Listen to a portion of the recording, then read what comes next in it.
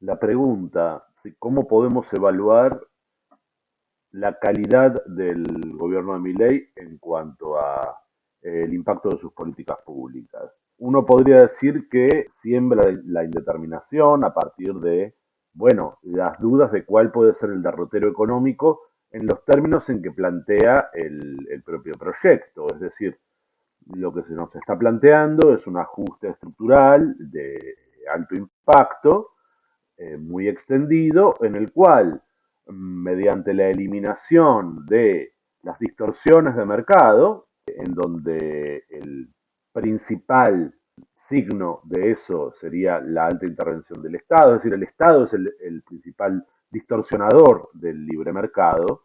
Entonces, mediante la eliminación de esas distorsiones de mercado, el capitalismo nacional llevaría su derrotero de competencia más o menos perfecta, y eso estimularía tanto la producción local, debido a que los empresarios invertirían más, los empresarios locales invertirían más, debido a que no existe tan alta carga impositiva, y por otra parte se estimularía fuertemente el ingreso de inversiones, asumiremos que productivas. ¿Cuál es el problema con esto? Bueno, hay dos problemas. Uno, teórico, saber si ese mecanismo de estado mínimo frente a las necesidades de desarrollo del capital local realmente funciona, es un problema teórico. Y la otra es si efectivamente eso es lo que se está haciendo o se está haciendo algo de una naturaleza distinta. Lógicamente, en ambos casos, en lo que nos compete, va a decir, evaluar políticas públicas tiene que ver con la fina línea de evaluar o no este tipo de cuestiones, pero siempre lo que tenemos que tratar de hacer es buscar indicadores más objetivos.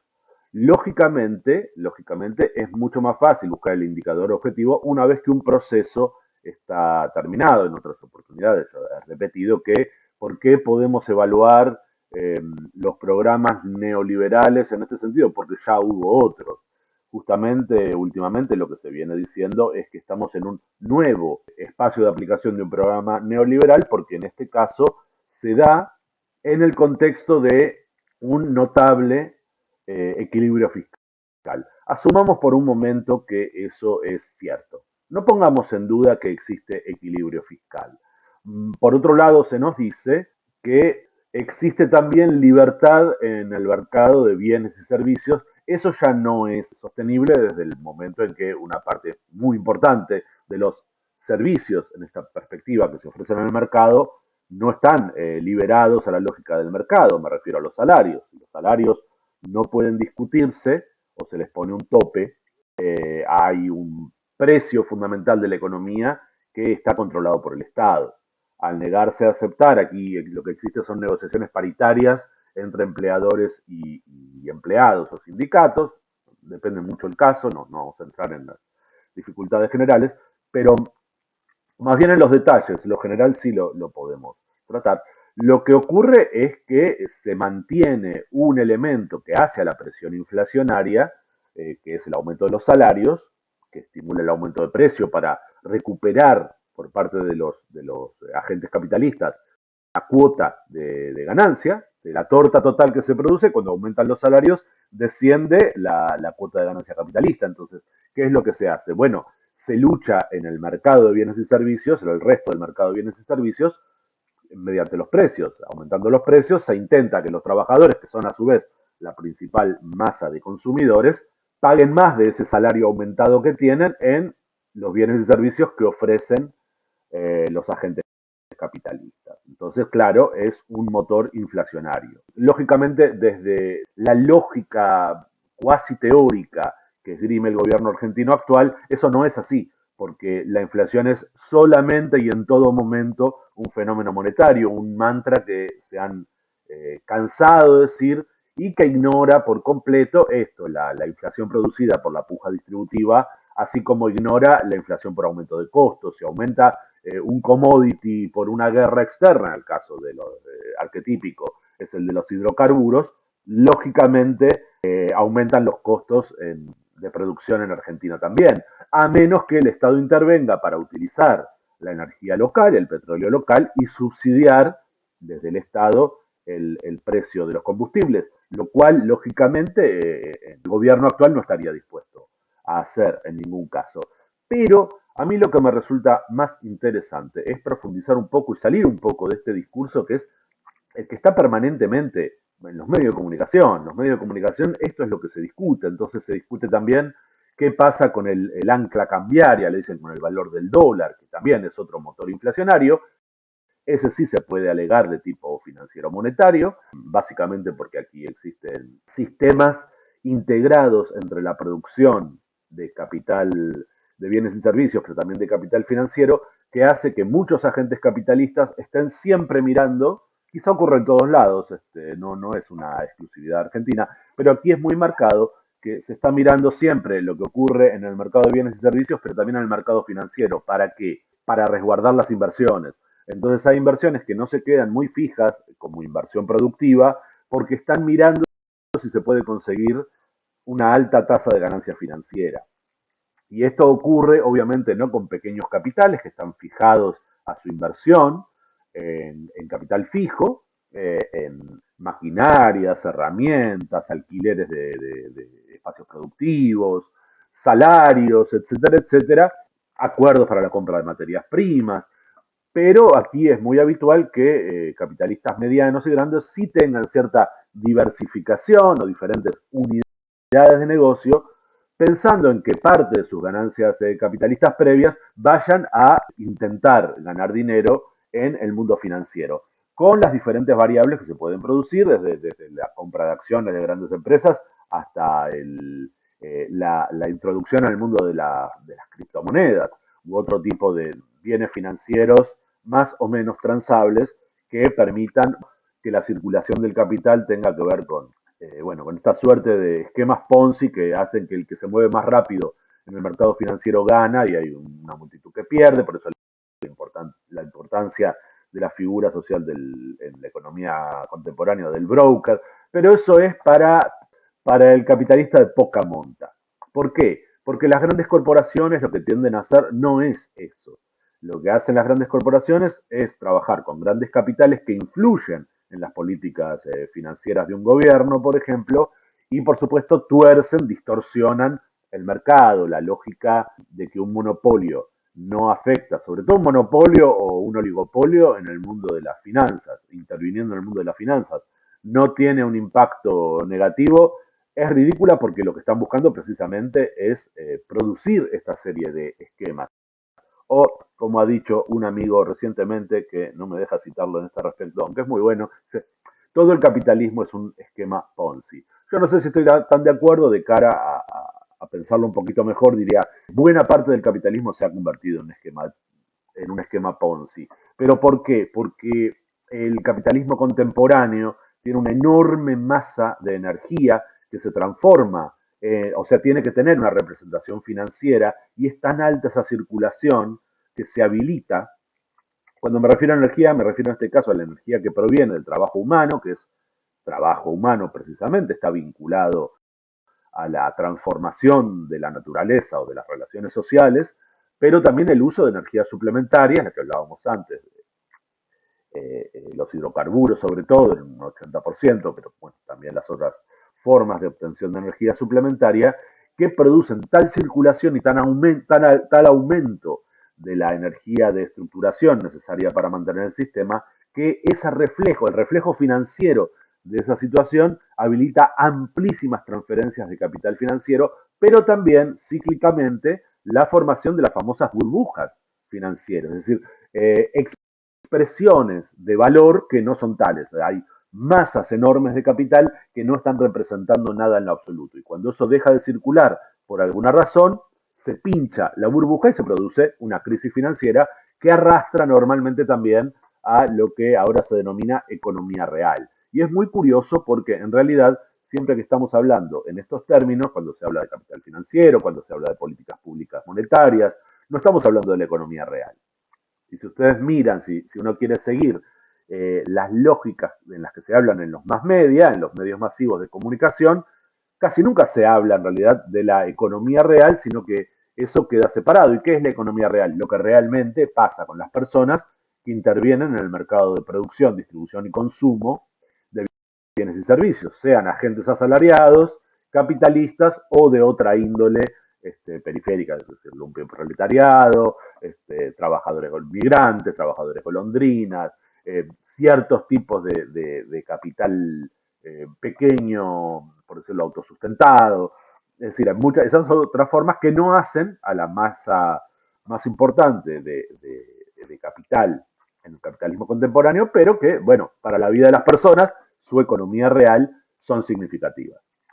Por supuesto, la fragmentación del capitalismo en sus diferentes sectores y formas por espacio. Quiero decir, no es lo mismo el capital agrario o agroindustrial orientado a la exportación que el orientado al mercado interno, no es lo mismo las manufacturas de alta incidencia tecnológica o electrónica frente a manufacturas o servicios que todavía están basados en trabajo humano. La atención, por ejemplo, en un taller mecánico hoy puede ser mixta. La asistencia de las computadoras es imprescindible para algunas partes de la mecánica y para otras un pequeño taller puede funcionar con herramientas mecánicas y conocimiento humano aplicado de manera directa. Todas estas cuestiones nos llevan a la pregunta original de cómo evaluar. Entonces, lo que hay que decir es que teóricamente, al menos, la disputa va a ser siempre eso, teórica. Ahí tenemos un problema epistemológico que tenemos que tratar de resolver. Lo que no se puede hacer en términos legítimos desde el punto de vista de la ciencia es intentar demostrar la validez de la teoría haciendo solo teoría. Eso es un problema metodológico fundamental. Si tengo una teoría, cuando la pongo a prueba con lo que efectivamente pasa en mi universo de análisis, en mi objeto de estudio. ¿Sí? En el universo que estoy estudiando tengo que decir, ven, la teoría anticipa o prevé este tipo de resultados con estos datos de entrada, datos que determina la propia teoría, no libremente que se tienen que tomar. Entonces, si los resultados coinciden más o menos con lo que anticipa la teoría, podemos decir que ahí hay un acuerdo. Pero sin datos, la teoría por la teoría no sirve para nada. Y ahí tenemos una pista. Y la pista es que cuando hablan desde el gobierno argentino actual, la teoría es defendida con insultos hacia las teorías rivales, no con el ejercicio de la práctica de esa teoría. Cuando la teoría se aplica, la teoría neoliberal, digamos, la de eliminar distorsiones de mercado, después hay que estar explicando cosas. Cuando hay que estar explicando cosas que no funcionan como la teoría predice, hay un problema. Y es cuando hacemos dos cosas, o verificamos por qué la teoría funciona mal, o recurrimos a otra teoría, o intentamos hacer nueva teoría. Es un ejercicio perfectamente legítimo, pero que no sigue los tiempos de las políticas de gobierno. Las políticas de gobierno tienen que lidiar con la permanente tensión de tener ciertos resultados que son evaluados de manera permanente. ¿Evaluados por quién? Bueno, por las fuerzas sociales en disputa, que incluye a los mercados, a los agentes capitalistas que están mirando las políticas públicas de tipo financiero, productivo, comercial, etcétera, etcétera, para ver qué le conviene hacer con sus inversiones, qué es lo que determina después en un mercado de valores cuáles valen más o menos, porque como van cambiando las coyunturas, a lo mejor una misma empresa, una misma corporación, una misma unidad de negocios no tiene el mismo destino con diferentes políticas públicas. Entonces, si la política pública es errática, bueno, el capital, que como decía Marx, es fundamentalmente cobarde, va a buscar inversiones más seguras. Cuando la volatilidad es grande, va a ir a inversiones seguras hasta el punto de que si todo está mal en el mundo y no se sabe dónde invertir, bueno, se compra oro. Que es lo que está ocurriendo, por ejemplo, con las políticas de Trump, que al ser erráticas en la principal potencia mundial, hay determinado tipo de capitales que huyen a una reserva de valor, en este caso el oro. Entonces, ahí tenemos el problema de la teoría mal contrastada.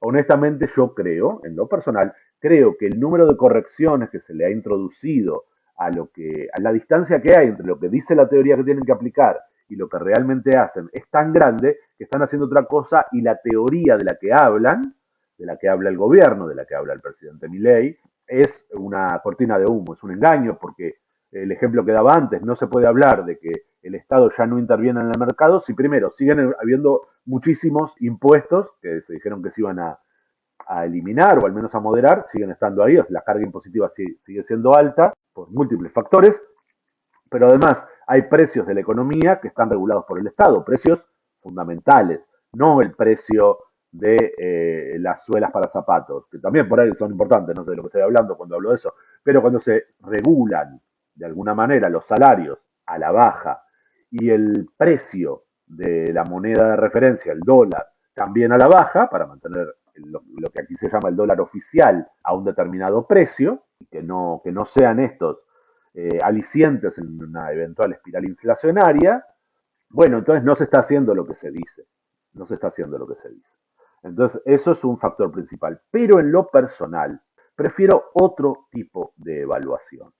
Prefiero un tipo de evaluación que sirva para medir el impacto a mediano o largo plazo y que tenga que ver con la construcción de las propias relaciones de producción y por lo tanto los propios circuitos productivos que se van a poder habilitar con la implementación de las políticas que efectivamente se están aplicando. Entonces la pregunta que yo propongo no es cuál es la distancia entre la teoría neoliberal y la práctica del gobierno de Milei, o las prácticas financieras o productivas de las grandes corporaciones financieras o con grandes capitales. No, no, no, no. Algo más sencillo. Si yo estoy proponiendo, más sencillo y más difícil de ver porque no se habla de estas cuestiones, si yo estoy proponiendo un esquema que tienda eventualmente a ser inclusivo para el capitalismo local y que esté basado en el incremento de las cadenas de valor, uno podría decir, bueno, puedo tener un plan de ajuste que me afecte la producción de valor durante determinado tiempo hasta que el sistema se ajusta, rebota, entonces empieza el crecimiento, se reacomoda y entonces sí, ahí tenemos un esquema en donde entran inversiones y la economía reflota en sus números de crecimiento y de circulación de capital, de bienes y servicios y de consumo, sube el poder adquisitivo de los salarios, etcétera, etcétera, y brilla el sol y cantan los pajaritos. Pero hay factores que nos indican inmediatamente que detrás de este discurso hay otra cosa y que no se está ni procurando ni promoviendo este reacomodamiento. Porque si uno analiza la producción de valor en el capitalismo contemporáneo, nos encontramos con que hay un elemento fundamental que es la propia producción de valor. Y la producción de valor todavía, vamos a ver qué pasa con el desarrollo tecnológico, pero al menos en países como Argentina, y en realidad todavía en la mayor parte de los países del mundo, la enorme mayoría de la economía mundial, las cadenas de valor están sustentadas en la calificación y las cualidades del trabajo humano incorporado. ¿Esto qué quiere decir? Que para tener una economía dinámica, en crecimiento, sustentable, tengo que tener mano de obra cualificada, en buenas condiciones de trabajo y con posibilidad de encontrar trabajo. Y aquí está el problema, el choque con el modelo. Aquí nos hablan de que el modelo anterior era empobrecedor y el nuevo modelo no lo es. Y cuando se dice empobrecedor, se pretende una universalidad en la lucha contra la pobreza. La mejora, el rebote, el reacomodamiento, el reajuste va a ser para toda la gente que habita, bueno, en el territorio afectado por las políticas públicas. En este caso, el país, Argentina. Pero esto contrasta muy fuertemente, o se puede contrastar, se debe contrastar, con las políticas públicas vinculadas a la propia producción de valor, a la propia incorporación de valor en las cadenas productivas. Entonces, ¿en qué políticas públicas yo me tengo que fijar? No en la monetaria, en la cambiaria, la financiera, la intervención o no en el mercado, el nivel de impuestos. Por supuesto que son variables que van a afectar los resultados, pero hay variables fundamentales que afectan toda la estructuración del sistema. Y estas variables fundamentales tienen que ver con la producción de valor, vale decir, con la cualidad de la mano de obra y la posibilidad de establecer modos productivos, formas productivas realmente complejas con alta incorporación tecnológica. Y eso no se consigue sin la mano de obra cualificada. Curiosamente, esta gente que gobierna aquí introdujo un ministerio llamado de Capital Humano que cubre el área de asistencia social, pero también de educación. Y este es el punto central, porque el Estado tiene esa función reconocible en el capitalismo en general, que es contribuir a formar a la masa trabajadores. Pero, ¿en qué sentido? forma a la masa de los trabajadores en promedio en cuanto a su cualificación media. Y la cualificación media, ese rango, va a permitir decir qué empresas voy a poder tener. Porque si yo tengo capital para invertir o viene capital para invertir, pero no hay capital humano formado, no voy a poder invertir en tecnología, en amplias y complejas cadenas productivas, en alta incorporación de valor. No va a poder ocurrir porque no voy a tener cómo. Entonces, si un gobierno implementa una política en donde el capital humano que produce es de peor calidad que en el pasado, de ninguna manera se va a poder sostener que se pretende salir del modelo empobrecedor anterior. ¿Por qué? Con lo que se va a competir en el mercado internacional o que lo que va a haber en el mercado interno van a ser bienes y servicios de baja incorporación de calidad de trabajo o de escasa competitividad. ¿Por qué? Bueno, porque al tener menos tecnología incorporada y menos calidad incorporada, va a poder competir menos en el mercado internacional. De aquí no se pasa a un modelo productivo de alta incorporación tecnológica. De aquí se pasa, si uno aniquila la calidad del trabajo humano disponible en los términos de ellos mismos, en los términos del gobierno, el capital humano disponible, una cuestión que había incorporado un ex ministro de Educación, creo, Esteban Bullrich, del gobierno de Macri, de hace 6, 7 años sería el comentario, debe estar todavía grabado ahí, cuando ese amiga hablaba a los empresarios y dice, yo como ministro de Educación, ustedes tienen que considerar que soy su gerente de recursos humanos. ¿En qué sentido? Formo la gente de la manera que ustedes la necesitan. Esa es la lógica que tienen. Pero claro, si se aniquila el principal mecanismo de producción de capital humano, que es en Argentina la educación pública, se aniquilan sus cualidades, sus condiciones, sobre todo en lo que hace a su excelente sistema de educación superior público, excelente hasta el momento. Vamos a ver cuánto sobrevive de esto después de estos procesos.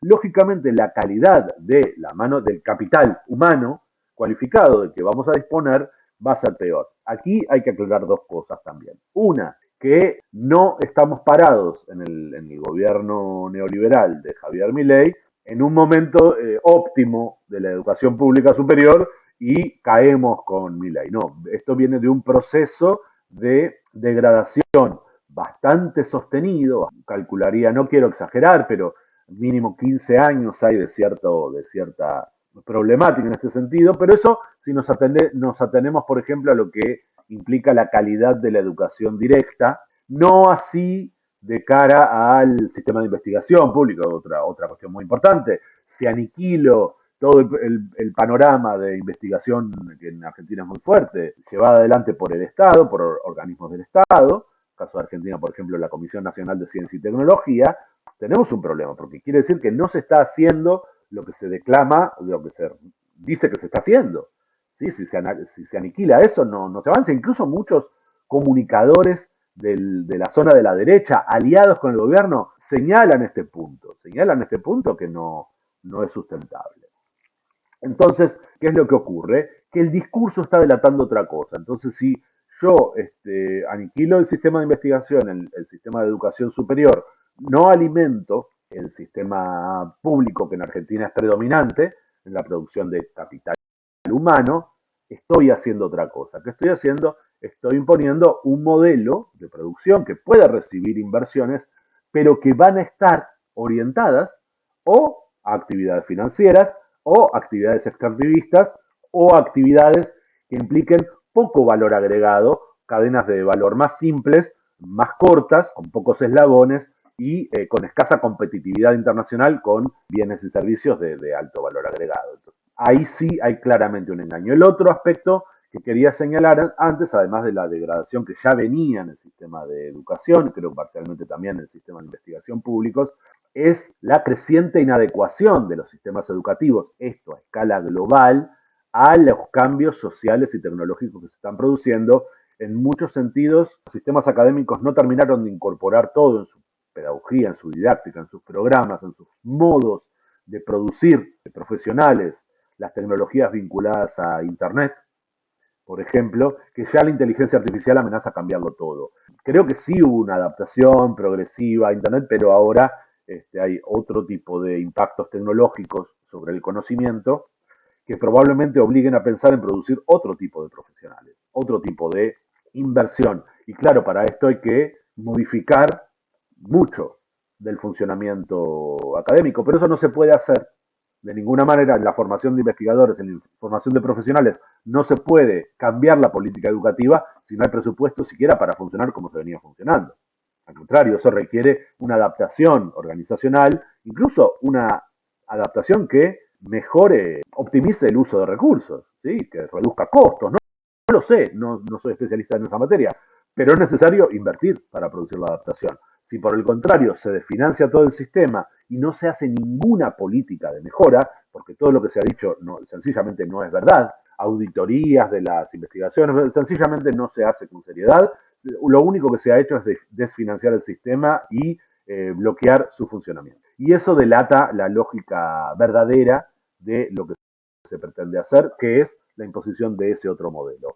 Otra cuestión que quería señalar al respecto, la última para cerrar esta cuestión, es que no solamente el sistema de educación el que contribuye a sostener al capital humano, sino también la sanidad pública. La sanidad pública existe en la mayor parte de los países, la excepción dolorosa en este sentido sería el sistema que se implementa en los Estados Unidos de Norteamérica, que tiene, bueno, un sistema, por un lado, muy deficitario de cara a la sanidad pública general, pero no me quiero fijar en los déficits porque también tiene los mejores centros médicos del mundo, probablemente es una contradicción en los términos para quien puede pagar, para el trabajador que accede a un sistema de seguros estable que le permite estar tranquilo de cara a la asistencia médica que va a recibir. Pero en la mayor parte de los países se establecieron, los países desarrollados, se suele decir.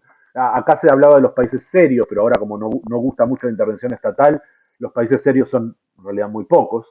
No se sabe cuál sería ahora para un gobierno como el que tenemos, que es prácticamente experimental en su extremismo, en su radicalismo neoliberal. No se sabría muy bien que es un país serio. La inversión en sanidad pública tiene que ver fundamentalmente con mantener sana a la clase trabajadora. Es parte de la producción de capital humano en este sentido. Odio usar el lenguaje del capital humano como si se pudiera legitimar, pero lo que quiero decir es que nos sirve para ver qué es lo que dicen y qué es lo que realmente hacen. Entonces, si las políticas públicas de educación y sanidad son destructivas, está claro que estoy buscando un determinado tipo de modelo societal que no tiene nada que ver con salir del modelo empobrecedor. Y no necesito más pruebas, simplemente miro cuál es el estado de la sanidad y la educación, que eso vuelca números de manera muy rápida y fáciles de medir, sencillamente porque se hace continuamente. Entonces, miro esos números, no hay dudas. Quiero decir, yo podría mirar solamente la inversión pública, que fue fortísimamente a la baja. Es decir, con esto me alcanza. Vamos a ver, si una baja en la inversión pública viene asociada a gran inversión en reorganización, a lo mejor hay que estudiar qué es lo que pasa. Pero aquí no ha ocurrido nada de eso, solo ha habido desinversión. Entonces, en sistemas que ya tenían problemas agudos y algunos problemas extensos en su organización, los desfinancio y nada más, lo único que estoy haciendo es destruyendo el tipo de población que voy a tener para ofrecer a los agentes capitalistas. Entonces, lo que va a poder pensar un inversor externo para hacer es otra cosa. Claro que van a existir todavía segmentos de la población que van a acceder a educación privada, pero va a ser más reducido de lo que ofrecía el país antes. Y además, hay que decirlo, en Argentina hay demasiadas áreas que la educación privada no cubre y no podrá cubrir en el corto plazo, especialmente en lo que hace a alta incorporación tecnológica en las cadenas de producción. Tenemos un déficit en la formación, incluso en el área pública, porque eso hay que promoverlo, de determinados especialistas, ¿sí? Y eso es una limitante. Y no ciertamente porque eso aumente mucho su precio de mercado, el hecho que sean pocos no necesariamente aumenta su precio de mercado, porque si no hay oportunidades laborales, sencillamente van a buscar emigrar. Entonces tenemos el problema que formamos o veníamos formando profesionales de calidad y muchos buscan irse del país. Entonces es una inversión malgastada porque la aprovechan otros países sin que haya en eso prácticamente no hay culpa alguna, sino hay un programa que diga, bueno, a quienes tengan alta formación académica en cualquier especialidad, pero sobre todo en aquellas que son útiles para nuestro modelo económico de desarrollo. No las asistimos para que se queden. Bueno, tenemos un grave problema y eso, insisto, delata lo que es la verdadera política.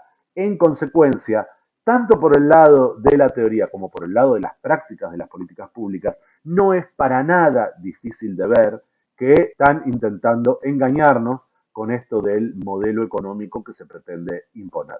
Es claramente un modelo ocupado de beneficiar a ciertos grupos económicos, en todo caso beneficiar el ingreso de gran capital transnacional, un gobierno muy preocupado por la articulación de la especulación financiera y de generar ese tipo de cuestiones. Nada de esto fue necesario meterme con cuestiones vinculadas a la corrupción. No, el modelo solo funciona en este sentido. Es un modelo no inclusivo desde la economía real y tiende a formar una sociedad, lo digo esto con cierto cuidado, porque hay que ver cada caso, pero más similar a lo que se espera de una economía periférica, ¿sí? Más lo que se espera del resto de los países de Latinoamérica, de los países menos subdesarrollados de África, lo que se espera de algunos sectores del sudeste asiático, es decir, lugares que ofrezcan recursos y mano de obra barata para lo que es necesario, no para el crecimiento general ni de la población, ni de los sectores trabajadores, asalariados o jornaleros, ni de la economía en general, sino de ciertos sectores concentrados, que es, bueno, en realidad seguir la tendencia que se ha impuesto en todo el capitalismo global y que genera enormes problemas que, junto con la adaptación tecnológica que se impone, bueno, nos pone en un mundo altamente inestable, que es otro factor que afecta lógicamente al desarrollo de una economía como la Argentina.